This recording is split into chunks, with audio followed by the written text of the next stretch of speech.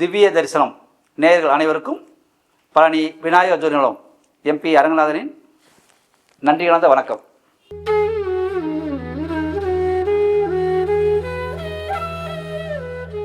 துலாம் ராசிக்காரங்களுக்கு இந்த தை மாதம் எப்படி இருக்கும் அது நம்ம சொல்லிடலாம்.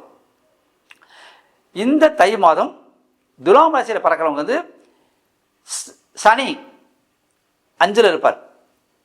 தந்தை உடல்நலத்தில் கவனம், வண்டி வாங்க போல கொஞ்சம் கவனம். அதுமாதிரி சூரியன் வந்து 4ல் இருப்பார். சூரியன் வந்து 4 இருக்கப்போ உங்களுக்கு அலைச்சல் அதிகமாக இருக்கும். உடல்நிலையில் கவனம் தேவை துலாம் ராசியில் பிறந்தவங்க அனைவருக்கும். அடுத்து வந்து ராகு வந்து 6ல் இருப்பார். துலாம் ராசியில் பிறந்தவங்க ராகு 6ல் இருக்கிறனால குறிப்பாக வெளிநாட்டு பயணங்களை முயற்சி எடுக்கலாம், வெளி தூர பயணங்களை முயற்சி எடுக்கலாம். பொருளாதார வகையில் நீங்கள் வந்து எதிர்பாராத ஒரு மாற்றத்தை அடைவீங்க. ஏன்னா ராகு வந்து அதிர்ஷ்டக்காரர்கள். ஏன்னா அந்த துலாம் ராசிக்கு 6ஆம் இடத்துல இருக்கார். திடீர் அதிர்ஷ்டம்.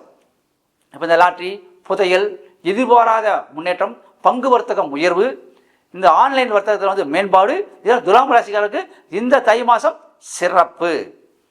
அடுத்து வந்து குரு வந்து 8ஆம் இடத்துல இருக்கிறார். கடன் பிரச்சனைகள், எதிர்பாராத உங்களுக்கு வந்து நோய், இது மாதிரி காட்டும். கொஞ்சம் கவனமாக இருந்துக்குங்க. அடுத்து வந்து கேது வந்து 12ஆம் இடத்துல இருக்கும். துலாம் ராசியில் பிறந்தவங்களுக்கு கேது 12 இருக்கிறது வந்து ஒரு விசேஷம். ஆன்மீகம் சம்பந்தமான சுற்றுலா நீங்கள் போக வேண்டியது வரும்.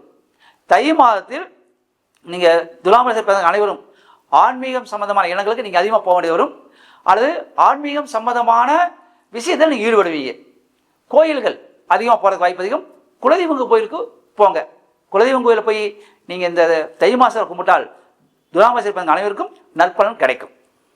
இப்போ ஒவ்வொரு நட்சத்திரத்துக்கு என்ன செய்ய நம்ம சொல்லிடுவோம். துலாம் ராசியில் வந்து சித்திரை 3, 4 இருக்கு பாதங்கள். அடுத்து சுவாதி இருக்கு 1, 2, 3, 4 பாதம். அடுத்து வந்து விசாகம் 1, 2, 3 மொத்தம் 9 பாதம். அப்போ துலாம் ராசியில் பிறந்து அவங்க சித்திரை நட்சத்திரமாக இருந்தால் தொழில் முன்னேற்றம். இந்த துணிக்கடை, இந்த பருத்தி கடை, இந்த பஞ்சு கடை வச்சுருந்தாலும் கண்டிப்பாக இந்த தை மாதம் சிறப்பான பலனை கொடுக்கும். அடுத்து வந்து சுவாதி. சுவாதி வந்து ராகுடைய நட்சத்திரம். அப்போ அந்த ராகு வந்து உங்களுக்கு உங்கள் ராசிக்கு 6ஆம் இடத்துல இருக்காரு. ராகு சம்பந்தமான நீங்கள் என்னென்னா இந்த இந்த கடன் பிரச்சனை, நோய் பிரச்சனை, எதிர்பாராத பாதிப்புகள் பிரச்சனையெல்லாம் இந்த தடவை தீரும். அப்போ கடன் பிரச்சனைக்கு அதுக்கு தகுந்த நீங்கள் பதில் சொல்ல கேட்டுக்குவாங்க. நோய் பிரச்சனையாக ராகு ஆளுக்கிறப்ப கண்டிப்பாக தீரும். ஏன்னா ராகு கடனையும் நோயும் கொடுப்பாரு, அதையே திருப்பி அடைச்சி விட்டுருவார். அப்போ துலாம் ராசியில் பறக்கிறவங்க எல்லாம் இப்போ நீங்கள் கடன் அடைச்சிட்டீங்கன்னா தை மாதம் அடுத்த கடன் உங்களுக்கு பெருசாக வராது. அடுத்து வந்து விசாகம். விசாகத்தில் பறக்கிறவங்க வந்து குருவுடைய நட்சத்திரம் அது. அப்போ துலாம் ராசியில் வந்து குரு வந்து அங்கே பகையாக இருக்கார். அப்போ விசாகத்தில் பிறந்தவங்களுக்கு இந்த தை மாதம் கொஞ்சம் சிரமம் அதிகமாக இருக்கும். குறிப்பாக பொருளாதார பிரச்சனைகள், உடல்நல பிரச்சனைகள், அதே மாதிரி தாய் தந்தை உறவுகளில் கொஞ்சம் பிரச்சனைகள், மனைவி வகையில் கொஞ்சம் பிரச்சனைகள் கொஞ்சம் காட்டும். இருந்தாலும் துலாம் ராசிக்காரன் வந்து பேஸ் பண்ணி கொண்டு வருவான், பேலன்ஸ் பண்ணிடுவான். அதை 2 தட்டு இருக்கும், இப்படி மேலே கீழே போகும், கரெக்டாக நிற்கும், அந்த மாதிரி கொண்டு வருவாங்க. ஆனால் வந்து பெரிய பாதிப்புகளை துலாம் ராசி இந்த தை மாதத்தில் அடையாது. அடுத்து துலாம் ராசியில் பிறந்த அனைவருக்கும் தொழிலில் மாற்றம் வரும். ஏன்னா சூரியனுக்கு 10ஆம் ராசி மகரத்திலிருந்து 10ஆம் ராசி துலாம் ராசி. அப்போ தொழிலில் மாற்றம் வரும். அதே சமயம் கேது வந்து 12 இருக்கிறனால தொழில் வந்து இந்த ஆன்மீக சம்பந்தமான தொழில், அதே மாதிரி இந்த ஆன்மீக பொருட்கள் சம்பந்தமான தொழில் வாங்கி விற்கிறவங்களுக்கு நல்லா இருக்கும். துணி சம்பந்தமான தொழில் இப்போ வந்து சொல்லுவோம் பெரிய பெரிய கடைகள்லாம் இருக்கும். அது பெரிய பெரிய கடைக்கு லட்சக்கணக்காக கோடிக்கணக்காகும். ஆனால் சாதாரணமாக வச்சுருக்கவங்களுக்கும் இந்த தை மாதம் கண்டிப்பாக துணி வியாபாரம், பருத்தி வியாபாரம், பஞ்சு வியாபாரம், நூல் வியாபாரம் இதெல்லாம் வந்து ரொம்ப ரொம்ப நல்லாயிருக்கும். சுவாதி வந்து ஒரு தெய்வீக நட்சத்திரம். லட்சுமி நரசிம்மர் பிறந்த நட்சத்திரம். நரசிம்மர் பிறந்த நட்சத்திரம் எங்கே நரசிம்மர் இருக்காரோ அங்கே போய் நீங்கள் கும்பிடலாம். சுவாதியில் பிறந்தவங்க அனைவரும் கண்டிப்பாக அந்த தொழில் முன்னேற்றம், பொருளாதாரத்தில் முன்னேற்றம் கிடைக்கும். குறிப்பாக கடனை நீங்கள் கொஞ்சம் கொஞ்சமாக அடைக்கிறதுக்கு வாய்ப்புகள் அதிகம். இந்த தை மாதத்தில் கொஞ்சமாக நீங்கள் கடன் அடைச்சா டக்கு டக்குன்னு கடன் அடைஞ்சிடும் சுவாதியில் பறக்கிறவங்க அனைவருக்கும். அப்போ சுவாதியில் பறக்கிறவங்க இந்த பங்கு வர்த்தகத்தில் ஈடுபடலாம். கவனமாக ஈடுபடுங்க, எதுவுமே சிக்கிக்காதீங்க. ஏன்னா குரு வந்து உங்களுக்கு 8ஆம் இடத்துல இருக்காரு. அடுத்து 9ஆம் இடத்துக்கு வரப்போ மாற்றம் கிடைக்கும். அது வந்து மே மாதத்துக்கு பிறகு தான் வரும். அப்போ இப்போ நீங்கள் அகலக்கால் வைக்காமல் கொண்டு வாங்க, சுவாதினத்தில் பெரிய பாதிப்பு இருக்காது.